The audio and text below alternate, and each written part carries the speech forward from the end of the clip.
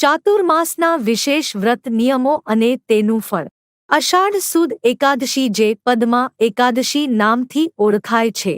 આ એકાદશી દેવશયનીના નામથી પણ ઓળખાય છે કે જેમાં ચાતુર્માસના વિશેષ વ્રત નિયમો લેવાના હોય છે.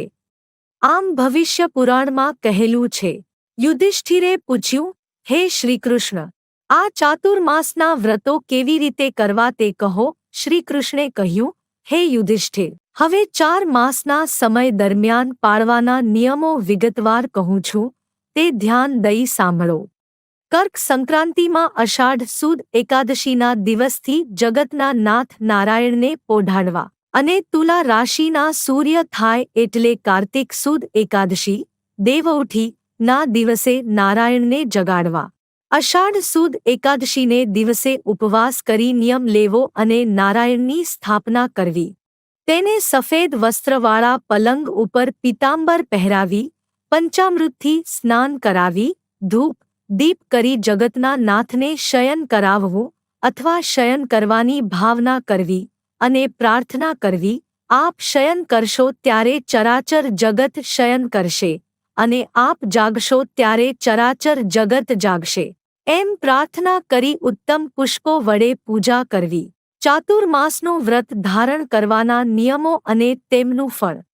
હે યુધિષ્ઠિર, જે માણસ 4 માસ સુધી હંમેશા દેવમંદિરમાં વાળવું, જળ હાંટવું, લીપવું, રંગોળી પૂરવી વગેરે સેવા નિષ્ઠાથી શ્રદ્ધાપૂર્વક કરે છે, તેને 4 માસ પૂરા થયા બાદ 7 જન્મો સુધી ઉત્તમ બ્રાહ્મણને ઘેર જન્મ થાય છે. જે માણસ 4 માસ પર્યંત વિષ્ણુને સુવર્ણ કમળ ચડાવે છે, નૈવેદ્ય ધરે છે, તેમજ ચંદન, પુષ્પ, અક્ષતથી દેવ અને બ્રાહ્મણનું પૂજન કરે છે, તે અંતે સ્વર્ગમાં જાય છે. 4 માસ સુધી દરરોજ તુલસી વડે શ્રીહરિનું પૂજન કરે છે અને વ્રતની સમાપ્તિ વખતે સુવર્ણ, તુલસીપત્ર, સુપાત્ર બ્રાહ્મણને દાનમાં આપે છે.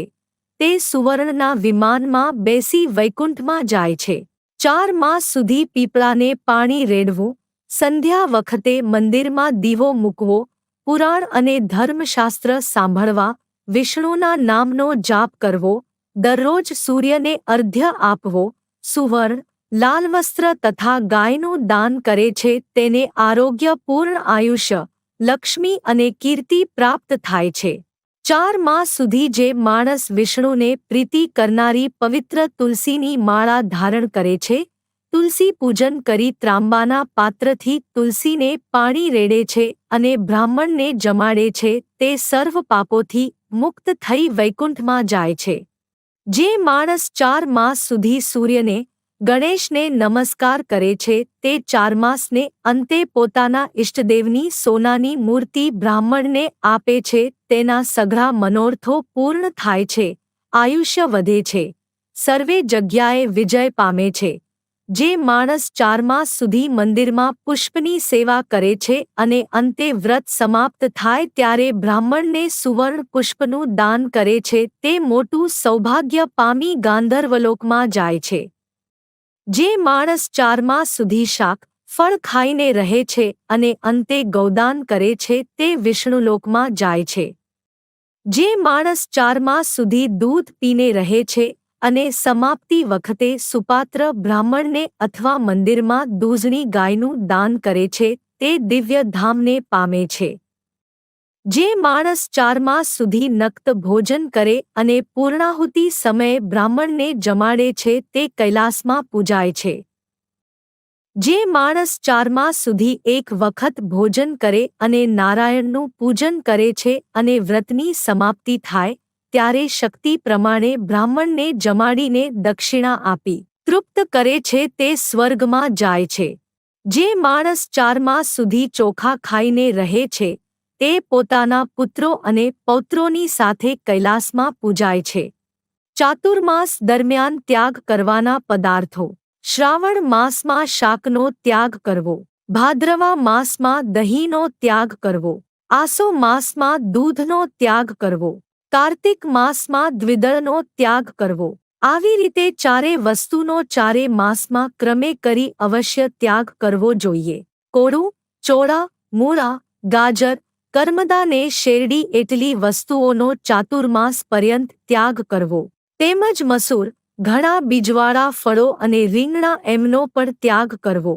વિશેષમાં બોર, આમળા, દૂધી, આમલી, મોગરી, સરગવો, તરબૂચ, ઉબરાના ફળો, દાઝેલું અનાજ વગેરે જે માણસ ચાતુર્માસ દરમિયાન ખાય છે તેનાથી નારાયણ અત્યંત દૂર રહે છે. ગોળ, મધ, તેલ તેનો ત્યાગ કરવો.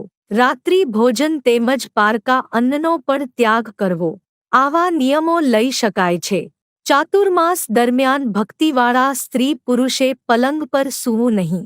જે અશક્ત માણસ નક્ત ભોજન સંધ્યા સમયે, રાત્રિએ નહીં અથવા પોતાથી જે બને તે કરે છે અને સાયંકાળે તથા પ્રાતઃકાળે સ્નાન પૂજા કરે છે તે વૈકુંઠધામને પામે છે. જે ખટરસ, તીખો, કડવો, ખારો, ખાટો, મીઠો અને તુરો નો ત્યાગ કરે છે તેના શરીરમાં કોઈ વખતે બગાડ થતો નથી. જે યોગાભ્યાસ કરે છે તે બ્રહ્મપદને પામે છે. જે માણસ 4 માસ અન્નનો ત્યાગ કરી ફલાહાર કરે છે તેને ફરીથી જન્મ લેવો પડતો નથી તથા 4 માસ દૂધ પીને રહેનારનો વંશ અખંડ રહે છે. હે યુધિષ્ઠિર, એવી રીતે વ્રત કરવાથી નારાયણ ભગવાન પ્રસન્ન થાય છે. જે દિવસે વિષ્ણુ ભગવાન ક્ષીરસાગરમાં પોઢે છે તેવી પદ્મા, નિયમની એકાદશીએ અને પાછા જે દિવસે જાગે છે તેવી પ્રબોધિની એકાદશીએ ઉપવાસ કરે છે તે પરમગતિને પામે છે.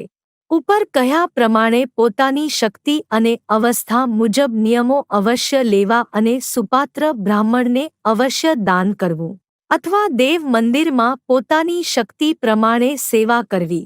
આમ બ્રહ્માંડ પુરાણ તથા ભવિષ્ય પુરાણમાં પદ્મા નામની એકાદશીનું મહાત્મ્ય વર્ણવેલું છે. ઇતિ શ્રી બ્રહ્માંડ પુરાણે કૃષ્ણ યુધિષ્ઠિર સંવાદે આષાઢ શુક્લકાદશ્યા પદ્માનાખ્યા ચ ભવિષ્ય પુરાણે કૃષ્ણ યુધિષ્ઠિર સંવાદે આષાઢ શુકાદશ્યા વિષ્ણુઓશ્યનેકાદશી ચ ચાતુર્માસવ્રત નિર્ણય મહાત્મ્ય સંપૂર્ણમ.